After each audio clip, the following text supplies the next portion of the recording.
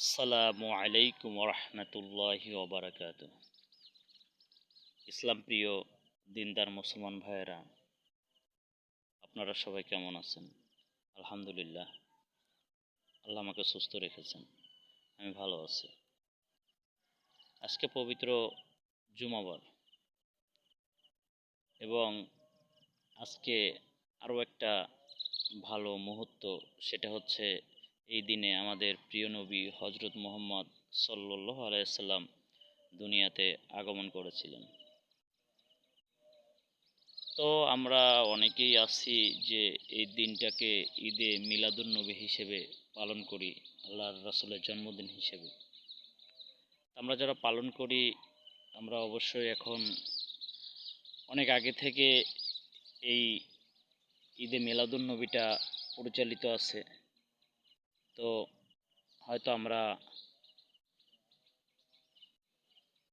মানে হাদিস কোরআন এটা চর্চা করাটা তেমন ভালো উন্নত কোনো ছিল না, আমরা জানতে পারতাম না, ভালো কোনো আলেমের কাছে জানতে পারতাম না, যার কারণে হয়তো আমরা অনেক বিষয়গুলো জানি না, আমরা আমল করে যাচ্ছি বা ইবাদত করে যাচ্ছি।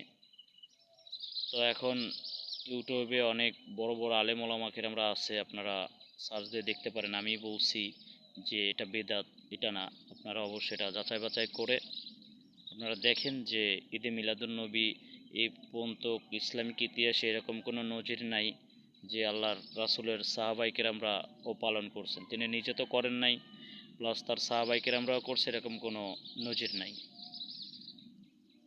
তো আপনারা অবশ্যই দেখবেন, এরকম বিদআত আমল থেকে আমরা অবশ্যই বেঁচে থাকব। কারণ যে আমলটা করে কোনো ফায়দা নাই, সেরকম কোনো আমল বা ইবাদত করে কোনো লাভ নাই। ঠিক আছে, আমার কথায় যদি ভুল হয়ে থাকে অবশ্যই ক্ষমা দৃষ্টিতে দেখবেন।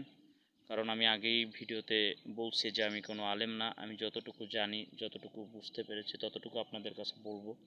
তার ভিতরে যদি ভুল ত্রুটি হয়ে থাকে অবশ্যই ক্ষমা দৃষ্টিতে দেখবেন। ঠিক আছে, সবাই ভালো থাকবেন। আজকে পবিত্র জুমাবার,